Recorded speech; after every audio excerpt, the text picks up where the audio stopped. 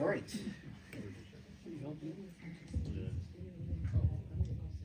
So tonight we are very pleased to have a great speaker, and back when I used to have a job way back in the old times, we could almost call this a corporate rating going on right now, because first of all, Janice works at Batsto, and then we picked up Alex for Batsto, and we're working on John. But John Hebble is the historian for Batsto, and he's going to be talking about kind of picking up where we left off 2 speakers ago.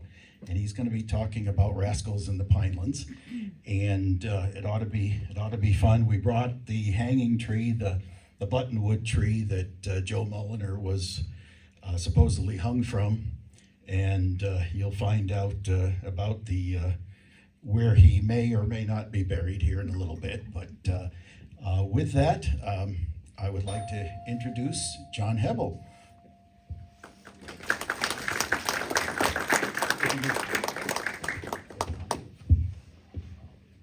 All right, thank you. Can everyone hear me if I'm talking like this? All right, cool. So we'll see if anyone comes in. That's totally fine. It's kind of reminds me of when I used to teach. Before I worked at Batsto, I was a teacher for about 10 years. So it's kind of nice to be talking to people and, in front of people again, and not just, doing house tours in the mansion. So like what was said in my introduction, I'm a historian at Batsto Village. I work for Wharton State Forest. And so, tonight what I have is just a kind of brief overview of one of the kind of quirky histories of South Jersey, the history of rascals in the Pinelands. And so what we can do tonight is we'll kind of go through, I've got 3 stages that we can explore, 3 different ideas. So we'll kind of go through our introduction, and then we're going to go to pine robbers. So we heard about the Joe Mulliner buttonwood tree. We're going to hear about some misdeeds happening during the American Revolution that we'll talk about. Then we'll go into the 19th century. We will talk a little bit about company towns and how that might fit into some of this idea of rascals or misdeeds or otherwise nefarious actors here in the Pine Barrens. And then finally we can head into the 20th century, and we'll see how some of these misdeeds or bad actions may have made their way into national news. We tend to think of, the Pine Barrens as being, a very insular, very uniquely Pine Barrens, New Jersey, South Jersey place. But in the 20th century, especially when we start to think about all of the, scandals and salacious things that happened here in South Jersey, we really did reach a bit of national prominence, maybe for good reasons, maybe for bad reasons. But let's, we can see how that shakes out. So overall, what we're going to do is start in the 18th century, move into the 19th century, go into the 20th century, and then we can wrap up and kind of talk about what that all means for today, for the 21st century. So we'll kind of, we'll go chronologically, jumping from a couple different topics, but as we go, I'm happy to answer any questions or anything like that. I know that we'll also have some time baked in at the end for questions. So please feel free to either think of things for the end, or if there's something really, really pressing, I also don't mind answering questions as I go. So, we can be pretty, pretty low key. All right. So let's start out in the 18th century. We've got our pine robbers. So I titled this, I've titled this section, Pine Robbers, Causing Chaos During the Revolutionary War. Because what I want to do is kind of get us into this mindset, thinking about the Revolutionary War, maybe in a little bit of a different way than we're used to thinking about it, or thinking about, the distinction between the Revolutionary War and the American Revolution, and how that might play into how we characterize, pine robbers, and then what are pine robbers? So before we get into, our figures like Joe Mulliner, what I want to do is just give you a very, very small, brief introduction, not to the American Revolution, but to how we can think about the American Revolution in maybe a new way. I'm going to be using those terms, American Revolution and Revolutionary War. And one of the things that, historians really, really like to do, we like to give a lot of definitions, and we like to try to, make distinctions and say why we use one term and not another term. And so when I use those terms, American Revolution and Revolutionary War, they sometimes, connote different things. They sometimes tell us different things, or they, mean different things when we hear it in our ear. And so what's the difference between those two terms? Well, when we think of the Revolutionary War, and we're specifically thinking of the Revolutionary War when we're talking about pine robbers, and I'll get into who they are in just a second. When we're thinking about the Revolutionary War, what we're talking about is this kind of small slice of the American Revolution. You can think of it as like a smaller part of this larger whole. So when we're talking about, Revolutionary War history, we tend to think of this, 1775 to 1783. If you think back to like middle school American history, you might remember like battles of Lexington and Concord, and then, fighting for a number of years, and then the resolution at Yorktown. So we have this nice, American, history trajectory. And when we think about, histories of the Revolutionary War, we tend to think about histories that center, military campaigns, strategic decisions, diplomatic decisions, who is making friends with the French, for example, bringing in other sides to kind of aid our cause. But we can also think of the Revolutionary War as a larger part, or as a small part of a larger story of the American Revolution. So when we think about the American Revolution, sometimes if you were to kind of walk up to like someone, in 8th grade, and you ask like, when did the American Revolution happen? They might say like, well, July 4th, 1776, that was it. That was the day. Well, it's really a much bigger idea.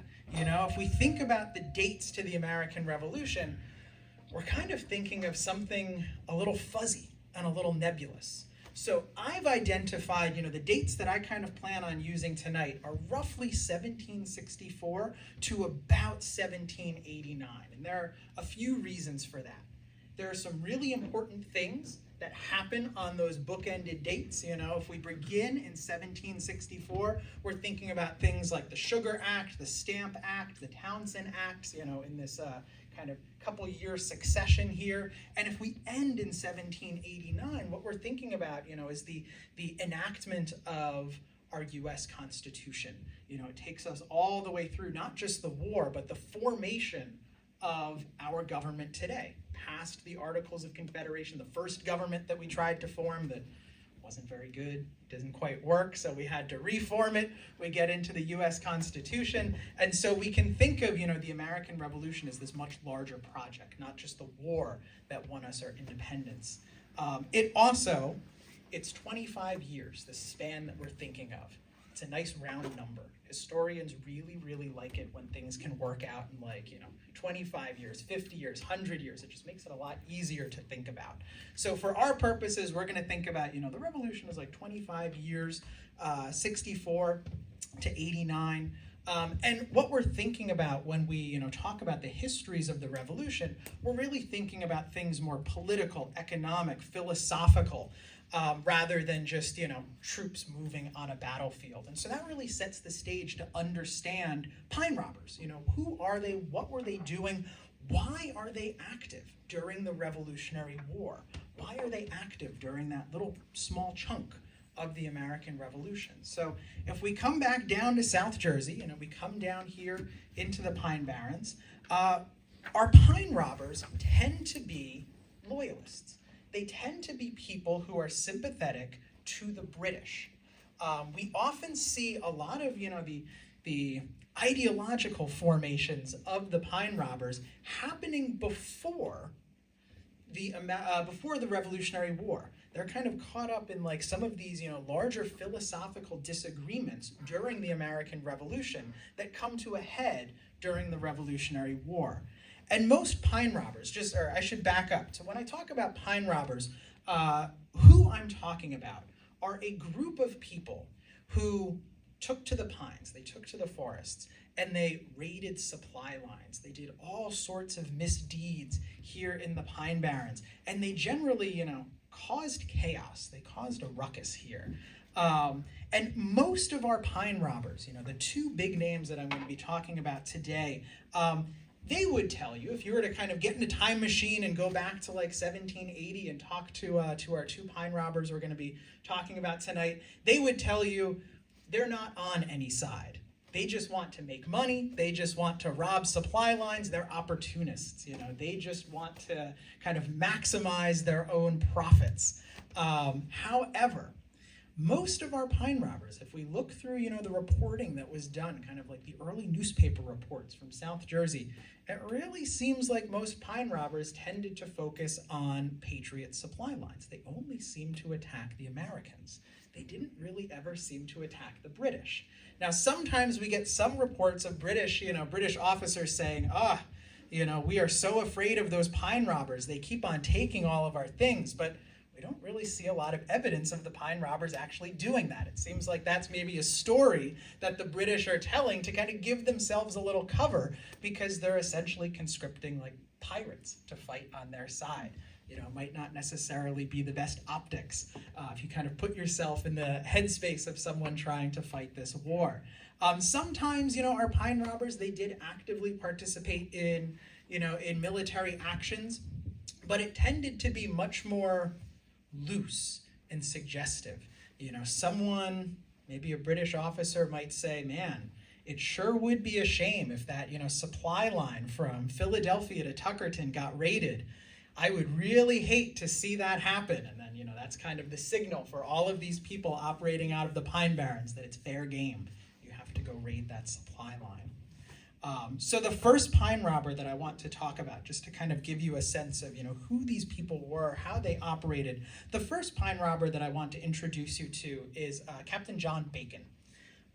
And if we think about, his history, we kind of start to see some of the divisions, where he might start to be a little bit more loyal to the British than the Patriot cause, all the way before the Revolutionary War, during that kind of larger American Revolution.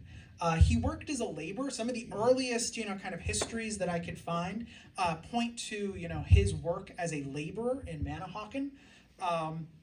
And it seems that he was initially fired from his job because of political disagreements. He tended to, be a little bit more sympathetic to the British, and his employers, they tended to favor independence. And so that seems to have come to a head. He loses his job. He resettles in Pemberton, but then he seems to, at the outbreak of the Revolutionary War, he takes up in Cedar Creek and in Tuckerton. And he starts to use his knowledge, of the forests, of this local area, to really cause havoc, amongst all of the people who are trying to move around the Pine Barrens. One of his first, kind of notable raids was in Forked River, and John Bacon, that name really started to become, ever present here in South Jersey. He becomes almost like a mythological figure. You have, troops and just, everyday people who kind of have that name in the back of their head thinking, here's this person, lurking in the pines who's going to steal things from the Patriot cause, or is going to come into your house and steal all of your stuff, or, burn it down. So what I want to do is tell Bacon's story using 3 images. We'll kind of go through these 3 images, all by the same artist. These are, 21st century paintings reflecting these stories, but I think it gives you a really good kind of visual representation. I was an art history teacher, so I really, really like using like visuals and having nice images to look at so we can tell our story. So what I want to do is kind of set you up to talk about these 3 images and these 3 dates, these very important dates in the story of John Bacon. So our first date, our first image is right up here. So we're going to think about October 26th and 27th, 1782. And the reason why it's a 25th and 26th, the reason why, we kind of go into those dates is this is something that happens kind of overnight. So we're not entirely sure which of those 2 dates would be the most appropriate. But in late October 1782, a man named Andrew Steelman, he is captaining, or he's a commanding officer in a ship called the Alligator. And he seizes a British cutter that's kind of coming along the coast. And that cutter, it was filled with tea. So something really, really valuable. You know, tea at this time was really, really valuable. The crew really wants that tea, not just to be able to sell, but it's a luxury good. You know, think if you're sailing in a navy during a war, like, you know, things like tea or, you know, coffee today, those are things that kind of make you feel like you're not fighting in a war, that maybe it's a little bit, you know, nice to have. It's a bit of a luxury. And so they are very keen on unloading this cutter and stealing, taking all of that tea. And so they seize this cutter, they take out all of the tea, and it's hard work. So they're exhausted by the end of this. And so these men, part of Steelman's crew, they decide that they are going to camp out on this beach, you know, with their spoils, and then set out the next day. So John Bacon, who's operating by like Tuckerton, you know, he's out by the coast, he hears that something, you know, something has happened. There has been this, you know, cutter that's been seized. There's all this tea, very, very valuable. It's there for the taking. You know, all of these people are, you know, sleeping on the shore. Very likely that they're drunk. You know, they're, you know, on they're a night where they're not really sailing, so they might be a little incapacitated. They might not be able to fight back if Bacon and his men come over to this beach and try to take this tea. And so John Bacon, he set sail in his ship, the Hero's Revenge, and he goes to where the alligator and the seized cutter, where they are located.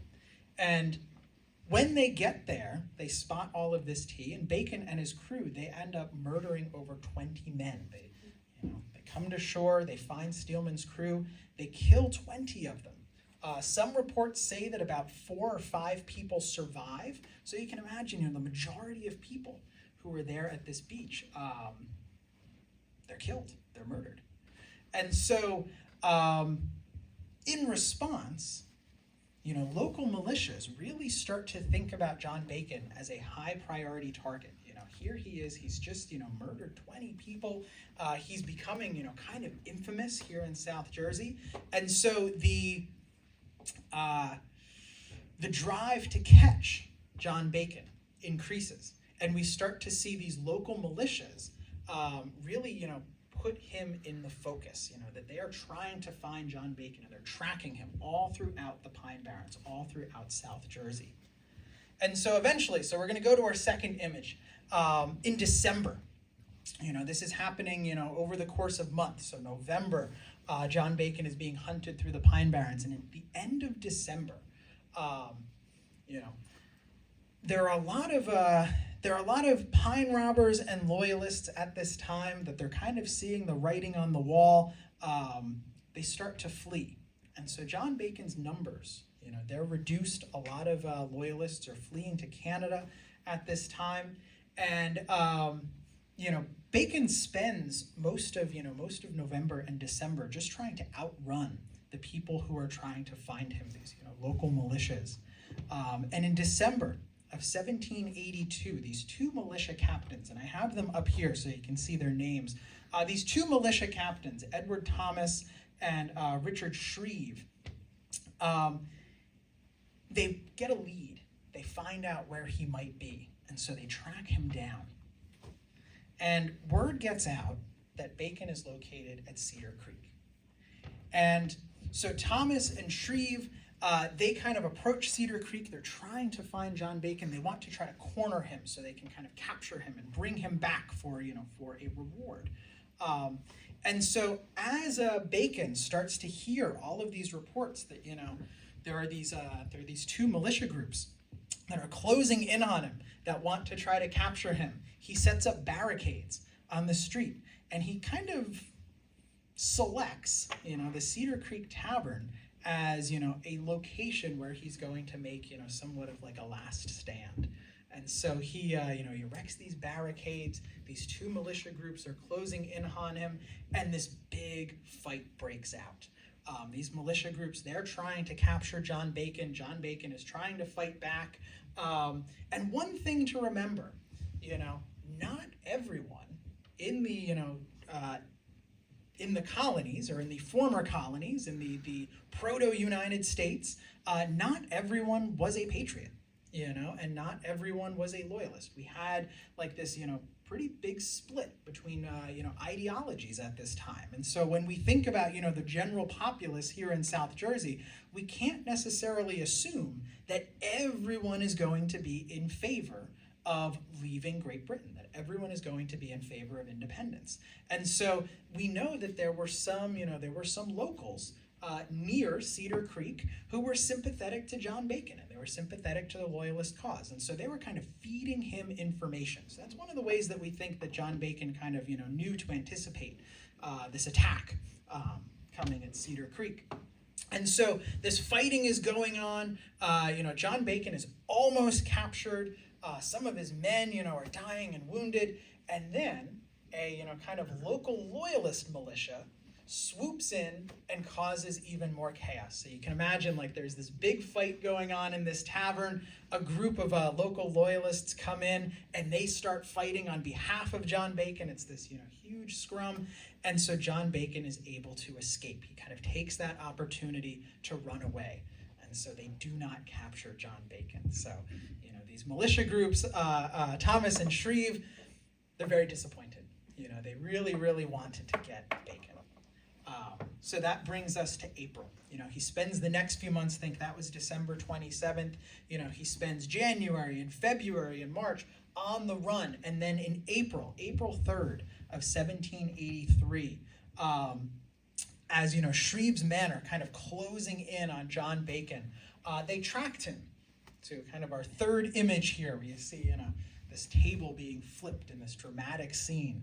They track John Bacon to William Rose's Tavern near Tuckerton, so the same area where Bacon is kind of navigating South Jersey. They track him here to this tavern, and they get word that he is inside. And so some of Shreve's men, they go into the tavern, they bust down the door, and they try to capture John Bacon. So this is kind of the moment where, like, they see Bacon inside, he's got his gun with him, they kick open the door, and he flips up the table, he's getting ready for a fight, and he's subdued.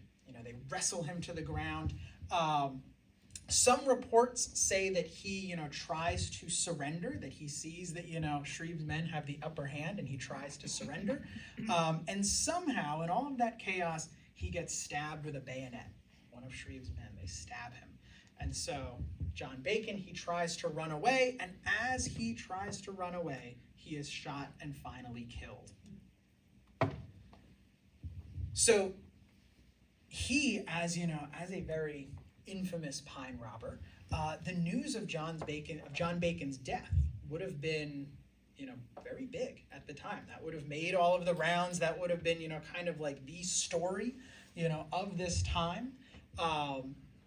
And so initially, Shreve's men, they take John Bacon's body, they bring him to Jacobstown, and he was supposed to be buried, in front of all of the public. They wanted to bury him in a very visible location so that they can kind of use him almost like an example to say, see, this is what happens when you rob all of these supply lines and when you cause all of this chaos. They kind of wanted to make an example out of John Bacon.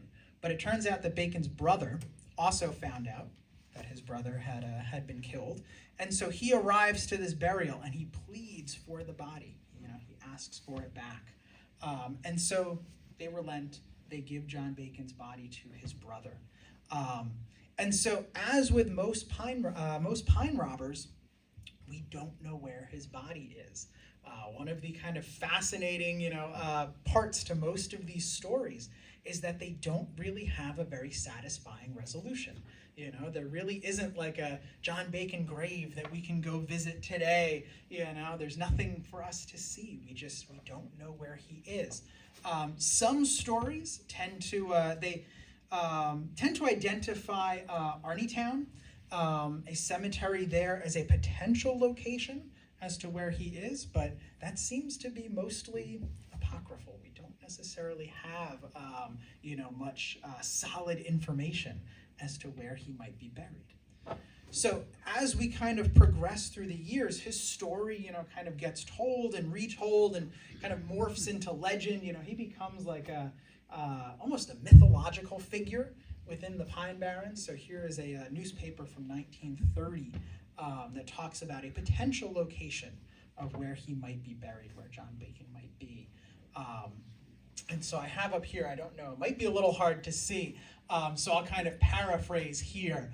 But ultimately, what this newspaper is saying, that we don't know where his body is. And in some ways, that actually might work in, John Bacon as a legendary figure to his favor. If he becomes this almost mythological figure that no one can find, if we don't know where he is, he can be anywhere. And think about how, how exciting that is when you're telling, stories and folklore about the Pine Barrens, that at any step, through the forest, you might be walking over, the final resting place of this very infamous pine robber. And so that might have been one of the reasons why, why these stories kind of captured people's imaginations, because there really isn't a good resolution except for the one, that you can tell, the story that you can tell to everyone else. You'll also find in this newspaper, it compares John Bacon to Joe Mulliner. So it says the story of Joe Mulliner has already been told. He's probably our most famous pine robber here in South Jersey. And there's the little Joe Mulliner shrine, the tree that he was supposedly hanged on, which, spoiler alert, it's kind of a common fate for a lot of pine robbers. I don't mean to give away the game here, but Joe Mulliner does not survive the Revolutionary War. So that brings us to Joseph Mulliner. So Joseph Mulliner, he's a little bit more of a colorful character than John Bacon. John Bacon, the stories that we tell tend to revolve around, murder and death and destruction, and that massacre on Long Beach Island. But Joseph Mulliner, the stories that get told about him, maybe why he's the more famous of the two, the stories that get told about him tend to be very lively and very colorful and very, almost kind of goofy. He becomes like this figure that is not necessarily menacing to us today in the same way that he would have been to people living in the Pine Barrens during the Revolutionary War. He becomes almost like a lovable scamp. You can think of him as someone who is almost like a Robin Hood figure, and he picks up that name, the Robin Hood of the Pines, or the Dancing Bandit of the Pines, and I put up one of those images there from a very good book on this subject, Pine Barrens Legends, Lores, and Lies. And so I liked that illustration to kind of give us a little peek into Joe Mulliner. And like John Bacon, Joe Mulliner, he raided supply lines, throughout South Jersey, and he mostly focused on, Patriot supplies. He mostly attacked, Patriot shipping lines, and, people who were sympathetic to the Patriot cause. Now, that said, Joe Mulliner, again, just like John Bacon, he would probably tell you he's just an opportunist. He's just attacking anyone who comes along. But it really seems that he doesn't really attack many loyalists or many British. And so, looking back again, looking through the history of Joe Mulliner, we first really see him, make an appearance in South Jersey. We see his name recorded back in 1779. And I will I'll read this for you because it's kind of amazing that this is the first mention of Joe Mulliner. So this is from an October 30th, 1779 advertisement. So it's like kind of like almost like a want ad advertisement where you take out something in the paper, kind of give like news or updates of the day. So this is from the Pennsylvania Gazette.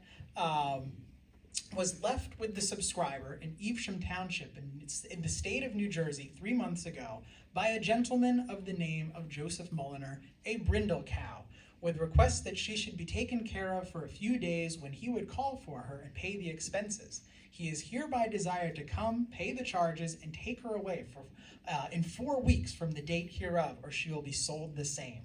So all of that is very flowery 18th century language to tell the story of Joe Mulliner arriving at someone's house with a cow. So imagine this, kind of random guy comes up to your house with a cow, and he says, I need you to take care of this cow. I'm going to leave it with you. You take care of it. I'm going to come back in a few days, and I'm going to pay you all of the expenses plus money for taking care of my cow. So this person apparently accepts the cow. Joe Mulliner leaves and he doesn't come back. So this person is stuck with a cow. I don't quite get it either. So this person, now has this cow and is writing in to try to implore Joe Mulliner to come back, get your cow, and pay those expenses. Otherwise, I'm going to sell it. So, so I don't quite know what the game is for Joe Mulliner.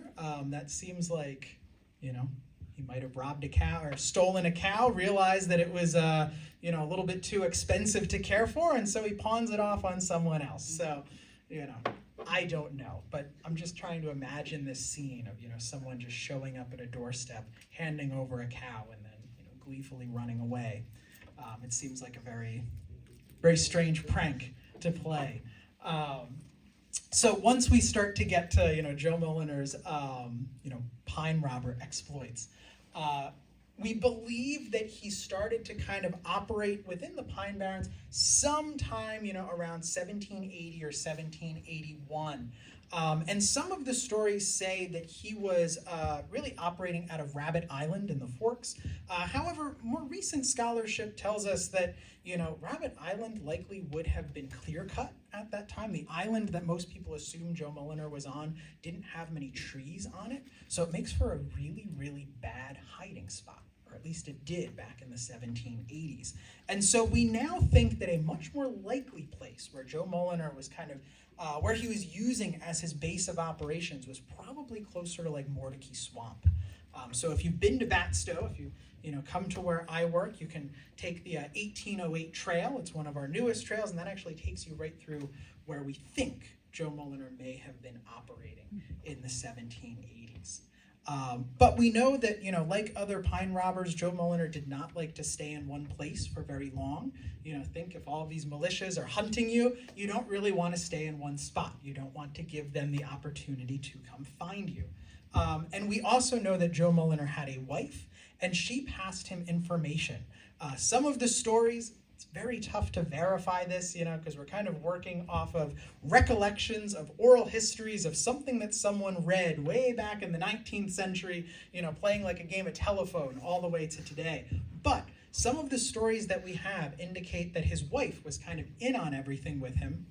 She was passing information. She was living at their house, and she was passing information using their dog. They trained their dog to swim across the Batsto and the Mulliner, to swim across the rivers, and they would hide information in his collar. So again, kind of a colorful story of Joe Mulliner. I don't necessarily know if that's true, but I kind of like that his, first stories revolve around, pawning a cow off on someone and using a dog as, his intelligence. So we know that, Mulliner, he evaded capture. And while he was kind of, causing havoc here in South Jersey, he was going from, house to house, and he was stealing things, he was burning things down, and he was also, kidnapping people and ransoming them. So, for as fun as some of these stories are, he was a real menace. People in the Pine Barrens, during the Revolutionary War were rightly terrified of these pine robbers. They kind of like pirates today. If you think about, the popular image of pirate today, I think a lot of it, we think of Pirates of the Caribbean, we think of the fun pirates that are, that sing and that dance and that are really cool to hang out with, but, real pirates, they blew ships up and they robbed things, and it was, they were scary if you were a sailor back in the 18th or 19th century. And so just like this, Joe Mulliner would have been a pretty scary figure at that time. And so we know, though, that Joe Mulliner seemed to operate with kind of an interesting code of ethics, let's say. So one of the most famous stories that we have is of Joe Mulliner's his band, his group, his gang. They're not with Mulliner. He's out doing something else. I'm not sure what, but he's not with them. And his group comes upon this house that's owned by this old woman, Widow Bates. And they decide that, she's kind of an easy target, so they break into her house and they start stealing all of her things, and she gets very upset. She's trying to chase them out. We have these stories of her, hitting them with pans and everything that she could find. And so they get rightly, kind of annoyed that she's trying to kick them out of the house, and so they grab her and they tie her to a tree. So they take this poor old woman and they tie her to a tree outside, and they set her house on fire. So imagine that, kind of mean. And so they set her house on fire. She is understandably very upset about this. When Joe Mulliner's gang, when they leave, her neighbors, help her rebuild. And after her new house is rebuilt, one morning, she opens up the door and finds a bag with $300 in gold and coins, gold and silver coins on her doorstep. And it's believed that, Joe Mulliner, upon finding out what his men had done, that they tied her up to this tree and set her house on fire, in his own, kind of weird way of making amends, he left her this money as like a way to say sorry for her mistreatment. So, he's doing all of these awful things, but he does have this very, very strange sense of honor, which might kind of get him in trouble at some point. We also know that Joe Mulliner, one of the reasons we call him, the dancing bandit of the Pines, is he really liked to party. He really liked to dance and he liked to party. He was known to just kind of show up at various weddings and parties and just crash them, just come in unannounced and kind of turn into the life of the party.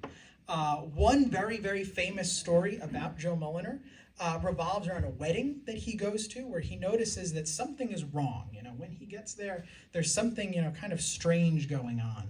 And he, after talking to some of the guests, he realizes that the bride, the woman to be married, does not want to be married. It's kind of like this forced marriage. And so when the groom arrives, Joe Mulliner, he kind of brandishes his pistol and he goes up to the groom and he runs him out of town. He tells him to leave his own wedding and he chases him out of town. So he kicks this groom out of his own wedding. He goes back to the wedding with his men. He finds that the bride is, relieved to not be marrying this person, but also very upset that her wedding is, turned into this fiasco. And so Joe Mulliner spends the entire night dancing with the bride until she's happy again, and then he just takes off into the night. He's kind of this agent of chaos here in South Jersey.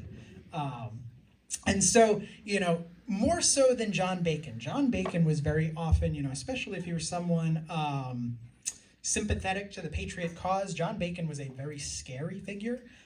Joseph Mulliner kind of starts to become this, this kind of legendary mythological figure, and he becomes kind of like a, beloved legend in generations past. He finally, meets his end, we think, somewhere in Nesco. Most of the stories that are told today revolve around this, the Indian Cabin Mill Inn in Nesco, but there's some dispute as to whether that's the actual place where he was captured, and there's some dispute as to whether that building that, we kind of think of, whether that was actually in Nesco. So we're not quite sure where he was captured. Some contemporary reports mention that he was captured in Freehold and then brought to Burlington. So it's a little muddy, it's a little unclear, but somehow we know that he was in a tavern, he was doing what he does, becoming the life of the party, and he attracted a little bit too much attention. And one of those local militia captains realized that he was there and that they could capture him. And so they go to this tavern, whether in Nesco or Freehold, but they find him, they surprise him, and they bring him back to Burlington. And then, while he's in Burlington, he is sentenced to death. He is sentenced to hang. So on our tree that's right there. So just like John Bacon, we don't know where Mulliner's body is today. There are some stories, especially in the 1920s, we start to see this, this kind of story emerge that he was buried in Sweetwater, but we think that might be kind of anachronistic. There is a tombstone in Sweetwater today. You'll see the one that's kind of the more modern picture. There's a tombstone that was erected in Sweetwater today, but we don't really think that that's on the spot where Joe Mulliner was actually buried. So we think that maybe kind of retroactively some of the stories started to associate that tombstone with where he was actually buried. And you'll see here, Joe Mulliner has had a number of tombstones in different spots throughout the Pine Barrens, over the years. People keep on taking them, if you're kind of a local history aficionado, what could be better than having, Joe Mulliner's tombstone? So, we don't have those other two that are on your left, but that one out on your right is still there. And so, we could say, that's the end of the story, that we just don't know where Joe Mulliner's body is. He's become this, legendary, mythological figure. But as I was kind of doing some reading and some research on Joe Mulliner, I came across this story that links him to Batsto, which was very exciting for me because, I work at Batsto. And so this, this little story, again, I don't necessarily know that this is true. This could be purely apocryphal. This could be, just kind of the tall tales of people who lived in Batsto, 150 years ago. But during the glass days at Batsto, so at Batsto Village, we had a glass factory from 1846 to 1867, so right in the middle of that, around 1850, Joe Mulliner visited Batsto. So I think, he's killed in the 1780s, he's at Batsto in the 1850s. Well, how does that work? So, he was a legendary figure at this point, and we believe that there was a party going on at Batsto. Some of the workers there, some of the glass factory workers, they were having like this big, blowout party. And some of the people, maybe after a night of a little bit too much revelry, decided that it would be a great idea to go out into the woods and dig up the body of Joe Mulliner. They supposedly knew where he was buried, so they went out into the woods, they dig up this body, and they bring it back to Batsto. So if you've ever seen like the movie like Weekend at Bernie's, like imagine that, at the Batsto glass factory with this 70-year-old body at this point. So they bring Joe Mulliner back to Batsto. They want to kind of continue the party with this legendary pine robber. And our iron master at Batsto, Jesse Richards, he sees what's going on and he says, no, absolutely not. You have to get that body out of here. And so he tells these, these drunken glass workers, take that body out. You got to bring it back to where you found it. Did they bring it back to where they found it? We have no idea. We are not sure whether Joe Mulliner's, if this story happened. We don't necessarily know if the body that was exhumed made it back into the grave. Some reports say that they kind of got, tired of carrying this corpse around and just dumped it into the Mullica River. So we don't really know where Joe Mulliner is today. So if you go out into the forest today and you see that tombstone, if you see that tombstone there, the one right up there, he may be there, he may not be there. We're not entirely sure. All right. So I want to jump into the 19th century because we just kind of, talked a little bit about Batsto in the 1850s. So I want to jump ahead a little bit and just kind of, bring us up into the 19th century and then very briefly bring us to the 20th century. To wrap us up. So I wanted to talk a little bit about the 19th century and about company towns, because what all of these, stories of pine robbers and, stories of the 18th century Pine Barrens, we're mostly talking about, misdeeds, rascals, people maybe, kind of taking advantage of, of some of the unique qualities of the Pine Barrens. And we can really see, the legacy of that in places like Batsto. So I've got an image here of our general store, and I just kind of want to run you through some ideas, about company towns. So if we were to think about, pine robbers, we might think about, some of the owners of these company towns as maybe pine robbers of like a different sort, kind of the next iteration, the next derivation of a pine robber. So in a company town like this, what that means is that the owners of the town owned everything. They owned the housing, they owned the industry, they owned the store where people could shop, everything. And usually, here in South Jersey, company towns form around, pockets of industry. And one of the things that makes us, kind of unique in this part of the state is that you can have these towns and these communities form, and they can be very insular. We're not necessarily looking at these sprawling, metropolis. We're looking at these, kind of small towns of, 500 to 1,000 people, all around one specific industry. So here in South Jersey, that tends to be iron, glass, lumber, kind of making use of the natural resources that we have. And most specifically, the reason why I'm kind of tying this to pine robbers, thinking about the concept of, robbery, the owners of these company towns, they controlled the money. Very often you would find in these company towns, they would print their own money called scrip. So I have some images here of Batsto Glassworks scrip, and that was really the way that most of these owners of company towns exerted the most direct control over the people who lived in these towns.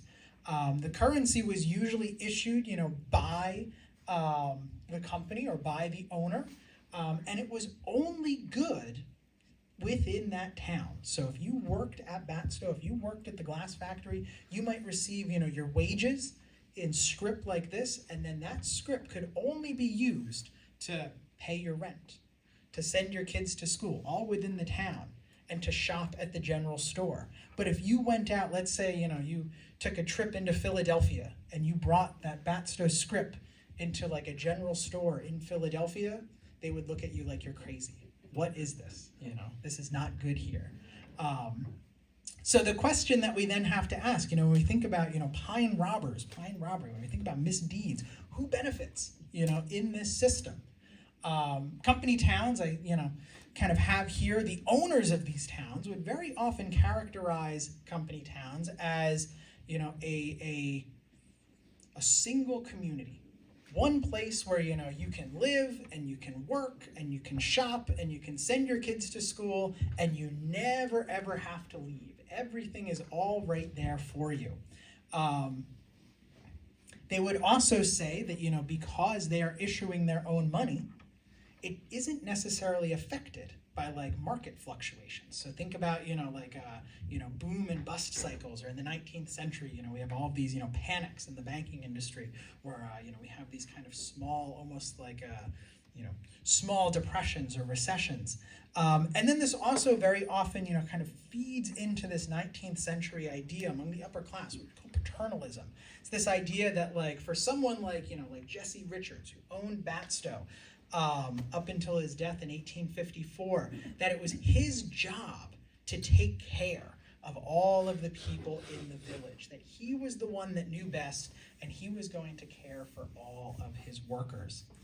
Now, if you ask the workers, though, they would probably say, well, it's not so much that we really want to shop and live and work and send our kids to school all in the same spot. It's that we can't go anywhere else. Our money is not good anywhere, So they are essentially, beholden to these, second generation pine robbers. Because that money was not recognized elsewhere, you really couldn't accrue any wealth. You couldn't save up that money, because what are you going to do? Kind of hand that down to the next generation? What if they want to leave? Then they're stuck, So it really forces a lot of that wealth into the hands of the owners of these towns. And then we also see sometimes, like I have an 1850 like editorial from the Trentonian that is kind of taking Thomas H. Richards, Jesse Richards' son, taking him to task for charging exorbitant prices in the Batsto General Store. And we also have reports that in company towns like this in the Pine Barrens, very often that paternalistic idea, it tends to blend or bleed over into like into politics at the time. And so the owners of the town were often the ones who were kind of telling all the people in the town how to vote, how to cast their ballots. And so, we tend to think of this as a way to kind of control, all of the people that live in these company towns. So this kind of, this all originates, or I should say, some of the roots of this system go all the way back to some of our like earliest industrial systems here in the Pine Barrens. And when we think about pine robbers, the first generation of pine robbers, when we think about people like Bacon and and Mulliner, we're thinking about people who were able to travel through the Pine Barrens, who knew this area very, very well, and were evading capture from these local militias. And there is a wide history of people using the Pine Barrens to evade capture. Sometimes for more nefarious deeds, like in the case of Joe Mulliner, or the case of John Bacon. But sometimes we also see people roaming through the Pine Barrens, trying to evade some sort of capture because they are running away from these industrial towns. Very often in the Pine Barrens, we see indentured servitude being used as the primary form of labor within places like iron furnaces. So here I have, we won't go through the whole thing, but I have it up here so you can read. This is an advertisement from 1775 for the return of 4 indentured laborers. And what I really want to point out down here is this last little bit here. Whoever takes up the above runaways and secures them in any of His Majesty's jails, so that their master, Mr. John Cox of Philadelphia, may have them again, or delivers them at Batsto Furnace, shall receive the above reward of $5 for each of them, and reasonable charges. Signed Joseph Ball, one of the owners of the furnace. And so, what I'm getting at here is, for many of the people that worked, at these towns in the 18th century, we wouldn't necessarily consider them enslaved labor, but we certainly would not consider them free laborers in the way that we do today. And so one of the ways that they were able to, escape this life, life of indentured servitude, was by using the Pine Barrens to their advantage, was by, kind of roaming through the Pine Barrens, getting this, kind of knowledge of the natural world, and using the features of the pines to evade any sort of capture. So sometimes it's used for more nefarious purposes, like Joe Mulliner, and sometimes it's used, as a way to break free from this system. So to kind of bridge us into the 20th century, I just have a little bit here about Robert Stewart, and just to very, very briefly, take you through this person's story. Robert Stewart was a manager at Batsto. He was a manager at Batsto in the 19th century, from like the 1860s up until the 1870s. And Robert Stewart is kind of a tragic figure. He was brought on, kind of in the tail end of the Richards period of ownership of Batsto. At this point, Batsto is not doing very well. The iron furnace was completely dismantled by 1858. The glass factory goes out of blast by 1867. And so, poor Robert Stewart, he's kind of, I might put him here as an unintentional rascal. He kind of causes some chaos and some turmoil in the Pine Barrens, but I don't think he really meant to do it. So he's appointed manager in 1860, and he has considerable wealth. His family's from Ireland. They own real estate back in Ireland, and so he has a lot of money. And so as the economy in the town is starting to fail, the Richards family, they approach him about loans. And so they start taking out loans from their manager. He's kind of signing over this money to them. His wife is very angry about this because those loans aren't being repaid. And so if you read through some of the letters from Mrs. Stewart to her husband, she has some very choice things to say about his decision to, give these loans. But the reason why I say that, he might be an unintentional rascal is that he actually causes one of the most, tumultuous events at Batsto Village in the 19th century. On a very, very cold night, Robert Stewart lit a fire in his fireplace in 1874. Get us down here, yeah. In 1874. And that spark travels up, spark from his fireplace, travels up his chimney, goes out of his chimney, and it catches his roof on fire. And that fire then spreads all throughout the village. It destroys about 1/3 of all of the workers' cottages that we have. So, we saw intentional destruction in the 18th century. In the 19th century, we see some accidental destruction. But what I find notable about, this kind of sad period of Robert Stewart is that it made national headlines. When Batsto Village burned in 1874, we didn't just see it reported, here in Hamilton or in Camden or in Philadelphia. Like, there were reports of Batsto burning all over the United States, and even in Canada. It became like this kind of,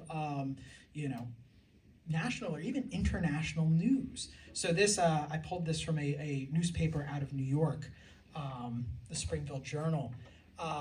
And part of the reason why this became, national news was, even in the 19th century, those towns that were so integral to, the 18th century pine robbers, to the 19th century company towns, by like the 1870s or so, they were seen as antiquated. They were seen as these, kind of antique villages that were, dying out. They were seen as a novelty.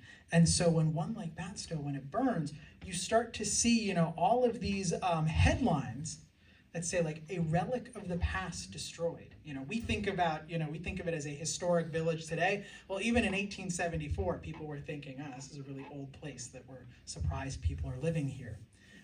So it becomes, kind of sensational news to see, these old iron and glass and lumber towns show up in all of these national reports.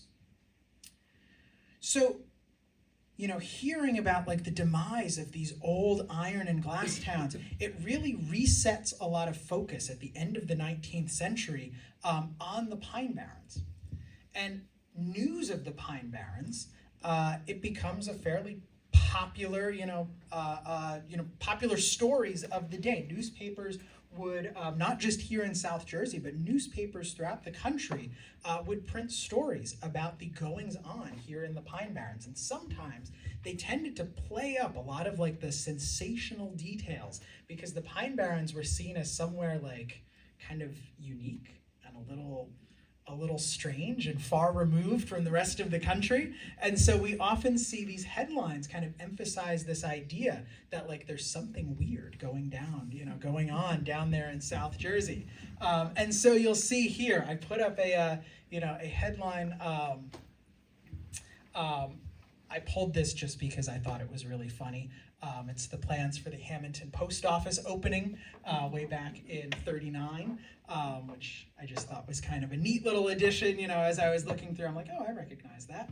But the real reason why I pulled these, these newspaper headlines is because I want to kind of, briefly touch on these two murder cases, these two trials that were going on, and I'll kind of briefly talk about this, and then we can, talk about some questions and things like that. But we see in the 20th century, the Pine Barrens really become like the epicenter for what we can think of today, almost like the early like true crime movement. Like think about like today, like how many people, listen to podcasts that kind of walk you through like the evidence to like a murder, like you read books, about like serial killers. It becomes like this kind of weird, hobby that people have. But people following headlines, following national news in the early 20th century would have absolutely known where the Pine Barrens were, what the Pine Barrens, were. And this would have been, one of like the kind of principal players in a lot of national news stories, these salacious news stories. So the first one that I want to kind of walk through is the murder of Andrew Jackson Ryder's brother. So I have A.J. Ryder up here as kind of our headline because he's kind of the, he's the name that gets attached to this story, but it's really his brother Henry who is killed. But in 1916, imagine this car, traveling through the Pine Barrens, and inside is A.J. Ryder, his brother Henry, his daughter Elsie, and one of their laborers.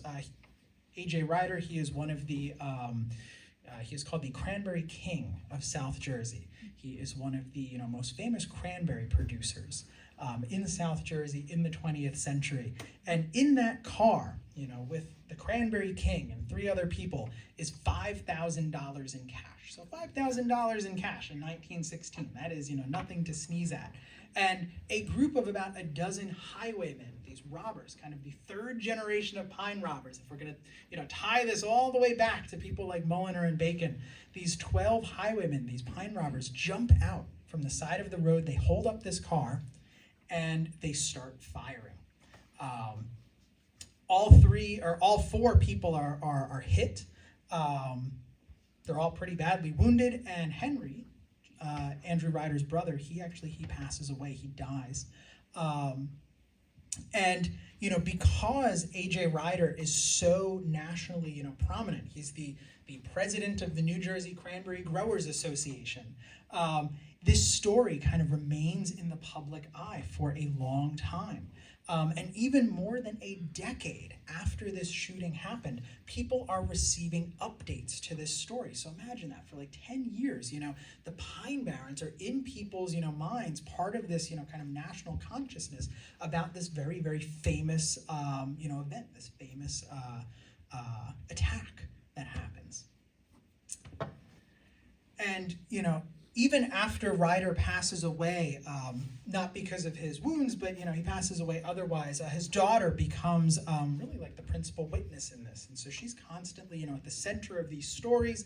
And just like like I said, like a true crime novel or podcasts today, people are watching these newspapers from all over the country, watching for these various twists and turns, and getting all of the the kind of weird goings on here in the Pine Barrens. And I should also mention that not only would this have been considered, national news, this was international news. One of the people who was associated with this, one of the perpetrators, actually fled to Italy. Most of the people who were involved, the descriptions of them ranged from just kind of generic villains of the Pine Barrens to they would describe them as these Italian villains. There was kind of this anti-Italian sentiment at the time, and so there was this kind of push to tie the people who perpetrated this murder to Italy, and they actually found one. He had fled to Italy. He was extradited. They found people in California. Someone here who murdered Henry Ryder was found in California. Someone they found, he had died in a bar fight in Newark, up in North Jersey. So they were kind of finding people, this dozen highwaymen, these 20th century pine robbers, all over the country and really all over the world. So the last kind of misdeed that I want to touch on is the murder of Dr. William Lilliendahl. So this is a little bit later in 1927, so we're kind of getting up into the into the 20th century. In 1927, Dr. Lilliendahl and his wife, they're in a car. That car is stopped, and somehow Dr. Lilliendahl is shot and he is killed. And I should mention that before this happens, there's this kind of, let me back up. Before that happens, but after this story comes to light, Dr. Lilliendahl, he had modified his will to leave all of his assets to his wife, Margaret. And so after he's murdered, as investigators are starting to look into this story, they realize, well, Margaret is still alive. And, this will had just been changed to leave her as like the primary beneficiary. She stands to inherit, I think it's something, $25,000 estate, which was, pretty large at the time. And so Margaret, his wife, she is kind of the principal witness in all of this. She's the only one that survives, and she initially says that it was 2 men, these two. And specifically for her, she says these 2 black men came up to the car and they started shooting. And we kind of, if we think about it, now today, if we kind of go all the way back, it kind of becomes a little bit clear that what Margaret was doing is she was playing on some, kind of ugly stereotypes at the time.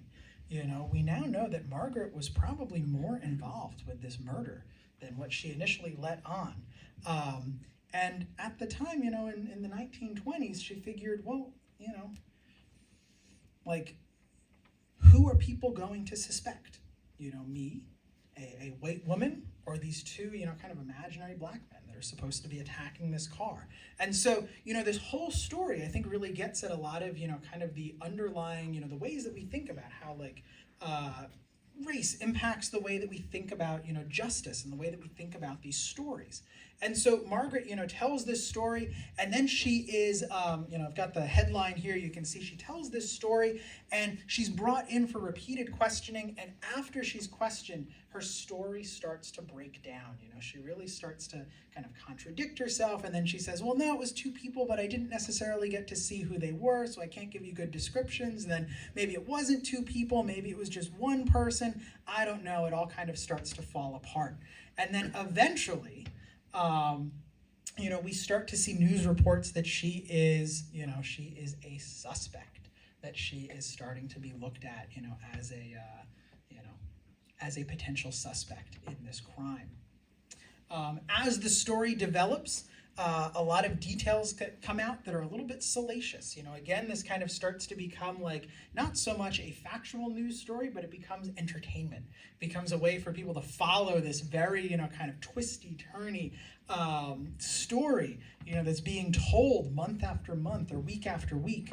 Because it's actually a very quick trial. And so it's revealed that Margaret was sending letters to a man named Willis Beach, and he was sending letters to her, but she was signing her name as Peggy Anderson. And it turns out that she and Willis Beach were very likely having some sort of affair. It's very, it's very muddy. It's not very clear. She eventually tells the investigators that her husband knew all about these love letters that were being exchanged between her and Willis Beach. But there's really no way to ask her husband. He has been killed. And so Willis Beach is brought in for a questioning, and as they kind of start to go through all of the evidence, it becomes fairly clear that they were probably in on it. They probably set up this murder as a way to kind of get rid of this Dr. Lilliendahl, and to let them kind of live off of that money that would be left to her. So eventually, Margaret and Willis, they are found guilty of voluntary manslaughter. They are not found guilty of murder. Part of the sentencing, the jury thought that they couldn't quite, they didn't quite have all of the evidence for murder, and so they convicted them both of voluntary manslaughter, and then they gave them kind of the maximum sentence within voluntary manslaughter. So, the jury was kind of unconvinced that the state had proven its case to the fullest that it could, but they still thought that they were guilty. And the element, the one thing that keeps on getting repeated in all of these news stories, they keep on using words like, like passion. This became like this story that people wanted to read and wanted to follow, year after year. The trial was actually very quick. All of this happened in about October, and by December they were sentenced. But then over the years, updates from this story kept on rolling out really all over the country. Both of them were sentenced to 10 years hard labor. Willis had a heart attack and he died while he was serving his sentence. And Margaret, she eventually, she serves about 5 years in the state prison in Trenton, and then she serves about 2 years, I believe, in Camden County. However, she's released. The only reason that's given, she's released, the documents say that she had an incurable illness. We don't know what that, I don't know what that is. I haven't been able to come across, any definitive, accounting of this, but she only serves about 6 years or so of her 10-year sentence. But what these two murders, these two stories, they kind of reassert the Pine Barrens into national consciousness and kind of starts to, create this association, with the Pine Barrens, with South Jersey, with kind of nefarious acts, and with, maybe some not so nice deeds and things like that. This is also around the same time that we start to see national news reports of, stories like the Jersey Devil, which only further, solidifies in people's minds that there is something really, really strange happening in the Pine Barrens. That there are all of these, wild characters and murderers and rascals, roaming through the forest. So as, we kind of went through, we went from the 18th century to the 19th century to the 20th century, seeing how these stories of, of misdeeds, of rascals, really shaped, the way that, people, not just in the Pine Barrens, but people outside of the Pine Barrens view this place from the outside in. So with that, I think I'm right at about an hour or so. So I will happily hang out, answer any questions, anything that you want to talk about. More than happy to chat with you. But otherwise, thank you very much. And you can also get in touch with me there. Please feel free to send me an email or anything like that if there's anything that you want to chat about more. But yeah, thank you.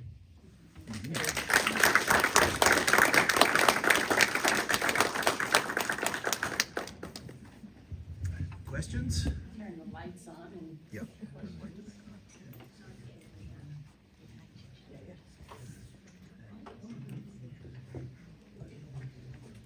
Got the first question. Do you know where, not Lilliendahl, the one that you talked about, Ryder? Yes. Where that happened? Yeah. So, yeah, it's some of the news reports, it's a little bit hazy. Some of the news reports, they say it happened about 8 miles or so outside of Hamilton, closer to Atzine. Ryder had a lot of his, cranberry bogs kind of closer into like that, part of what is today, Wharton State Forest and the Pine Barrens. So it seems to be, most of the spots that get identified are around Atzine. Some reports talk about bridges. There's one report that I found that said Quaker Bridge, but I don't really think that's the case. I think that's just someone looking at a map and saying, oh, there's a bridge. Let me, I think I had read something about the road right by Atzine, the mansion there, that was the Yes. road that it happened on. That is one of the kind of leading theories, because whenever we talk about this kind of stuff, when we talk about like local legends, you can poll like 20 different people from the Pine Barrens. You can probably get 20 different, stories about how all of this went down. So take this with a grain of salt, but yes, but that is, we think, close to Atzine is probably where all of that happened. And if you've ever been inside the Atzine mansion, we keep a piece of graffiti over one of the mantles that shows I think it was probably, drawn there in like the 1920s, shows a car kind of speeding through some pine trees. We think that might relate to that story. So we think that, kind of Atzine, we think of it as like the epicenter of that story. And so, so we think that might be a hint at where the location was. Yeah. You mentioned, I think it was the Indian cabin, and that is where Joe Mulliner, they Yes. might have captured him. Was that at the corner of, let's say, Columbia Road where it meets with Nesco Road? There is an old building there that was There's once an old tavern there. Yeah. There's a bar there. Yeah. So there is, I have to look at I'm not sure what the street name is off the top of my head. There is a blue historical marker that shows where, we think this was, but we're not really sure.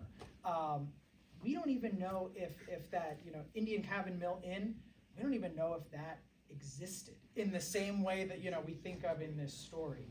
A lot of the news stories tend to just say Nesco, or I shouldn't say news stories, a lot of like the, kind of later tellings, mention Nesco, but most of the contemporary accounts mention Freehold.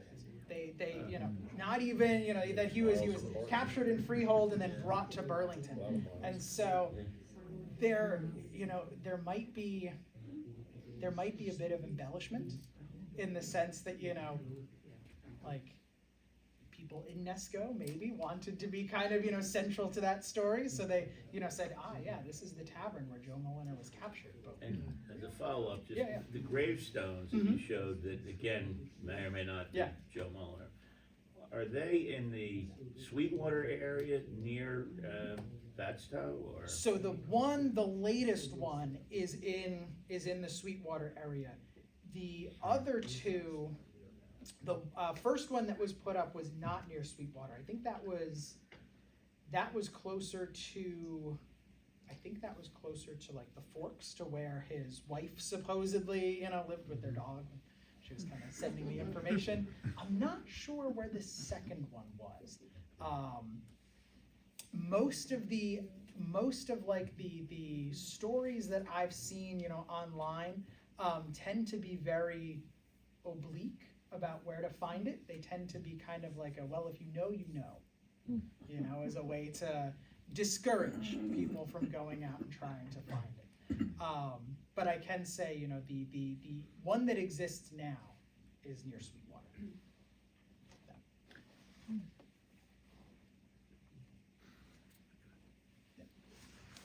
Not really directly related to this, but if you were coming back from, where Columbia Road meets Pleasant Mills Road, heading back towards Hamilton, you go by a very, very large home that looks like it had 4 different masons putting it together, okay? Because each thing is different, the stonework. Was that an inn at one time? Yes. Yeah. That's what I thought. Wait, it was a Called the bar? Silly Gator. What? It was called the Silly Gator.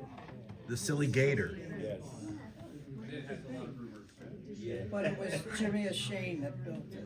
Yeah. Was he drunk when he laid out the stonework? or- No, it was only a one-story building. Oh. I don't even know if the building is underneath all that. Yeah, it's such a patchwork. But, All the the I can't Cinnabato say, is the I one can't that say that I know never finished it. anything about the Silly Gator. You remember her name though? But Oh, yeah. cool name. Yeah, I don't necessarily know anything specific about that building. However, just to speculate, I can say that one of the reasons why you might see, a couple different Well, they masons. tried to dig up dead bodies there. Oh, really? Okay. Yeah. Now we're talking. I think involved a little bit with the mob. Yeah, with the But they never found anything. Oh. bodies there. Oh, yeah? Yeah. That's the story The there. owner got his sister pregnant and The state police and everybody started investigating. When was Needless to that? say, I never That had to visited be that like place. 50s, 60s. I never went to that bar. I was gonna say there's a good chance that it might have been, constructed at different time periods. We often see, buildings, get additions, things Sure. like that. So that might explain some of that. But yeah, I'm gonna have to look that up because now I'm really interested. It looks like a project that was underway and just never got Yeah, finished. each quarter. Yeah, it keeps changing. It's very strange. And now he's died Right. last year. Right. So So I don't think What do you do anything's with that done. place? I don't know. I don't know if his family does. I remember when they were digging it, it was everywhere, digging around the yard and everything. Anybody else? Any other questions? I guess. Thank you. Thank you very much.